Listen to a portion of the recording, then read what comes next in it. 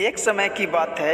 एक छोटे से गांव में एक घोड़ा रहता था। उसे लोग राजा के नाम से जानते थे, क्योंकि वह एक के बहुत ही तेज और शक्तिशाली घोड़ा था। लेकिन समय के साथ राजा की उम्र बढ़ने लगी और उसकी शक्ति भी कम होने लगी। गांव के लोग अब उसकी अधिक कीमत नहीं समझते थे। वे उसे अब केवल पुराने खलिहानों में छोड़ देते थे और उसकी देखभाल में कोई विशेष ध्यान नहीं देते थे। राजा बेहतर उदास हुआ और सोचता था कि अब उसकी कोई अहमियत नहीं है। लेकिन एक दिन उसे एक छोटे लड़के ने देखा, जो न तो उसे बेकार समझता था और न ही उसे डरता था। लड़का रोज घुमाने ले जाता और उसे घास खिलाता, उसकी बातों में उत्साह भरता। धीरे धीरे राजा को एहसास हुआ कि उसके पास अभी भी ताकत है, बस उसे सही दिशा में